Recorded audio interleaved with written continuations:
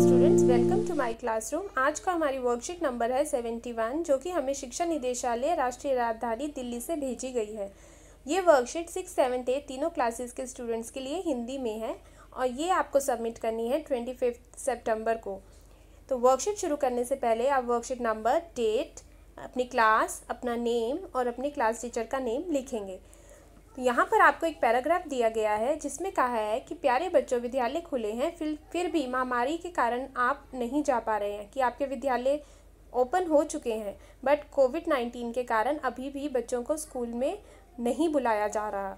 इसके बावजूद भी आप माता पिता शिक्षकों के सहयोग से किसी तरह से अपनी पढ़ाई कर रहे हैं, पर फिर भी आप अपनी पढ़ाई तो कर रहे हैं, आप वर्कशीट्स कर रहे हैं, व्हाट्सएप पे आप अपने टीचर से जुड़े हुए हैं। पुस्तकें सबसे अच्छी दोस्त होती हैं, इससे आपकी पढ़ाई और मनोरंजन दोनों हो जाता है। तो बुक्स जो है वो हमारी बेस्ट फ्रेंड है, क्योंकि एक तो वो हमारी नॉलेज को बढ़ाते हैं, ऊपर से हमारा मनोरंजन भी करती हैं। अब लोगों ने इस बीमारी से लड़ना सीख लिया है और कामकाज सामान्य होने की तरफ बढ़ रहा है। अब आप देख रहे हैं कि सभी जो मार्केट है, जो शॉप्स हैं, जितना भी लाइफ है वो नॉर्मल होती जा रही है और सब लोग अपने काम पर वापस जा रहे हैं, क्योंकि अब सबको पता है कि अगर वो सोशल डिस्टेंसिंग रखेंगे और अपने हाथ रेगुलरली टाइमली धोते रहेंगे तो हम इस महामारी से लड़ सकते हैं, इसको हरा सकते हैं। आपने अब तक पढ़ाई करने के कुछ अलग तरीके और नियम बना लिए होंगे, आइए उसी पर बात करते हैं। और अब आपका एक टाइम टेबल भी सेट हो गया होगा कि आप किस टाइम दिन में पढ़ाई करते हैं, किस टाइम आप खेलते हैं। तो यहाँ पर अब हमने क्या करना है कि आप 5 मिनट आंख बंद करें, अपनी ज़रूरत और सुविधा के अनुसार पढ़ाई के लिए एक टाइम टेबल सोचें, फिर उसे लिखकर अपने पढ़ने वाली जगह के सामने दीवार पर लगाएं। तो आप अपना जो भी टाइम टेबल है उसको लिखकर जहाँ पर आप पढ़ते हैं उसके सामने वाली दीवार पर पेस्ट कर दें। आइए रोचक और सही ढंग से पढ़ाई के लिए कुछ और बातचीत करें। तो चलिए अब हम आगे बातचीत करते हैं प्रश्न उत्तर के ज़रिए। यहाँ पर आपको हर प्रश्न के साथ कुछ फ़ोटोज़ भी दी गई हैं जो कि एक हिंट है आंसर लिखने का, तो इनको भी ध्यान से आप देखेंगे तो आपको उत्तर उन्हीं में ही मिल जाएगा।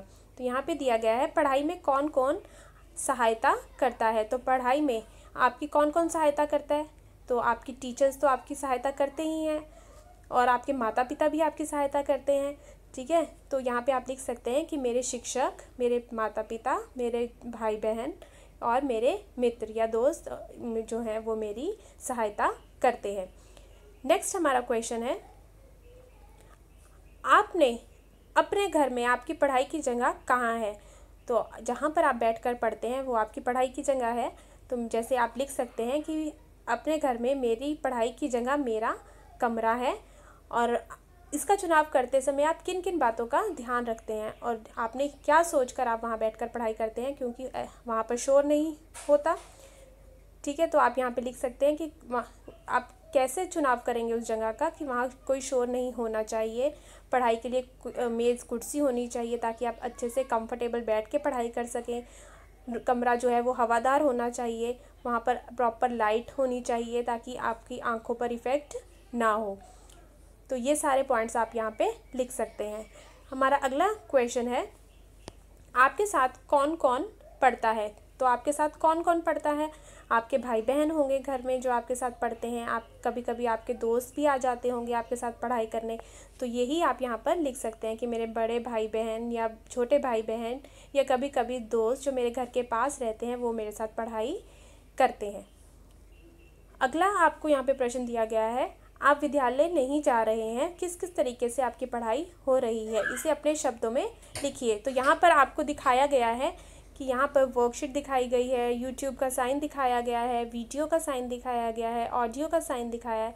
तो ये सब आप यहाँ पर लिख सकते हैं, जैसे worksheet, online classes, WhatsApp, YouTube, audio video के माध्यम से मेरी पढ़ाई हो रही है। यदि आपके पास स्मार्टफोन है तो पढ़ाई में किससे और कैसे मदद लेते हैं। अगर आपके पास स्मार्टफोन है तो आप किसकी मदद से पढ़ाई कर रहे हैं। तो मैं व्हाट्सएप के माध्यम से अपने शिक्षक और दोस्त से की मदद लेता हूं। तो आप व्हाट्सएप से अपने टीचर से जुड़े होंगे या कभी आप उनको फ़ोन भी कर लेते होंगे, तो वो आप यहाँ पर लिख सकते हैं। आगे हमें दिया है कि यदि आपके पास स्मार्टफोन नहीं, एक साधारण फ़ोन है, तो आप पढ़ाई में शिक्षक और अपने साथियों से किस प्रकार से सहायता लेते हैं। कि अगर आपके पास स्मार्टफोन नहीं है, एक सिंपल फ़ोन है, बटन वाला फ़ोन है, तो आप कैसे अपने साथियों से सहायता लेते हैं।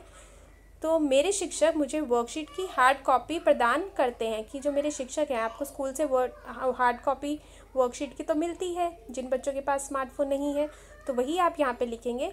और अगर मुझे कोई कठिनाई आती है तो मैं अपने दोस्तों या शिक्षक से फ़ोन कॉल के माध्यम से सलाह लेता हूँ। और यहाँ पे लास्ट प्रश्न है, पढ़ाई के बीच में आप अपना मनोरंजन कैसे करते हैं।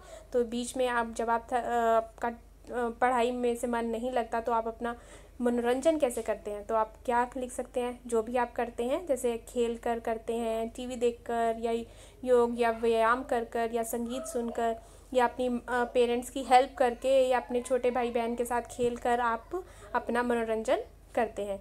तो ये थी हमारी ये आज की वर्कशीट। अगर आपको ये वर्कशीट समझ आई है तो प्लीज़ सब्सक्राइब करना ना भूलें। Thank you.